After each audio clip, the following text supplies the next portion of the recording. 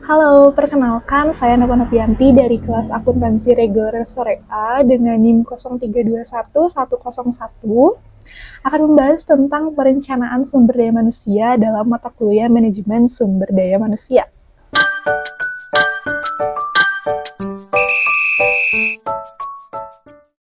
Perencanaan sumber daya manusia sebagai kunci keberhasilan organisasi.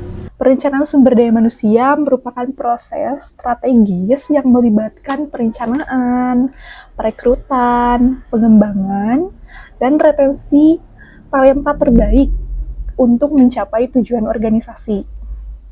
Perencanaan sumber daya manusia yang efektif menjamin bahwa organisasi memiliki orang-orang yang tepat di tempat yang tepat, di waktu yang tepat, dan untuk mencapai suatu keberhasilan. Lalu, mengapa perencanaan sumber daya manusia itu penting?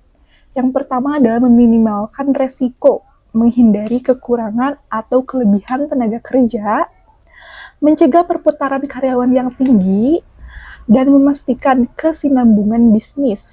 Yang kedua adalah meningkatkan produktivitas, memastikan tenaga kerja yang terampil dan kompeten untuk mencapai target organisasi, memaksimalkan efisiensi dan efektivitas kerja. Lalu ada memperkuat keunggulan kompetitif, membangun dan mengembangkan talenta yang unggul, memberikan keunggulan kompetitif dibandingkan dengan pesaing, dan mendorong pertumbuhan organisasi. Selanjutnya adalah analisis kebutuhan sumber daya manusia. Analisis posisi yang pertama dengan cara mengidentifikasi posisi yang dibutuhkan, deskripsi pekerjaan, dan persyaratan kualifikasi.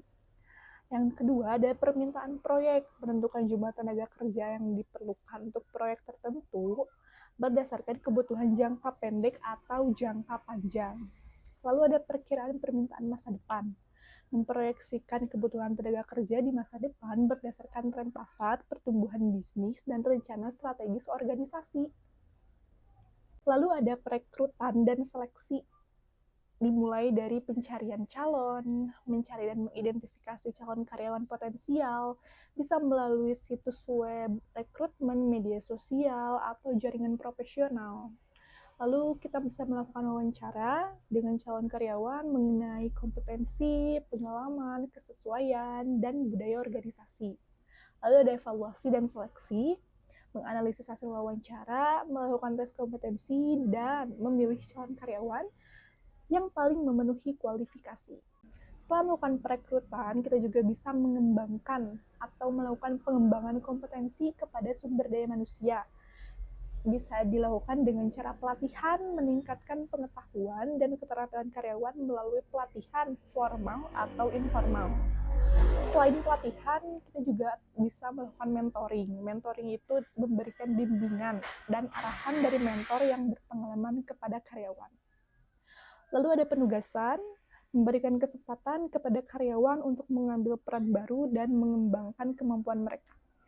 Lalu selanjutnya, jika telah melalui tahapan tersebut, kita bisa manajemen kinerja mereka.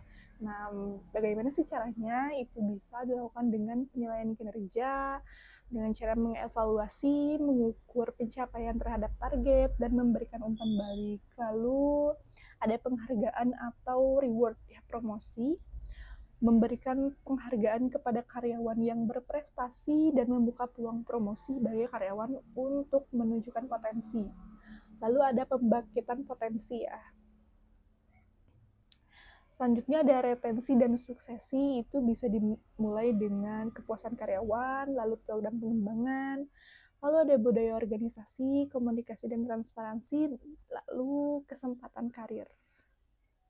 Nah, kesimpulan dari semua itu adalah perencanaan SDM yang efektif merupakan investasi yang berharga untuk membangun organisasi yang kuat dan berkelanjutan. Dengan merencanakan, mengembangkan, dan mempertahankan talenta terbaik, organisasi dapat mencapai tujuannya, menghadapi tantangan dengan lebih baik, dan membangun masa depan yang cerah.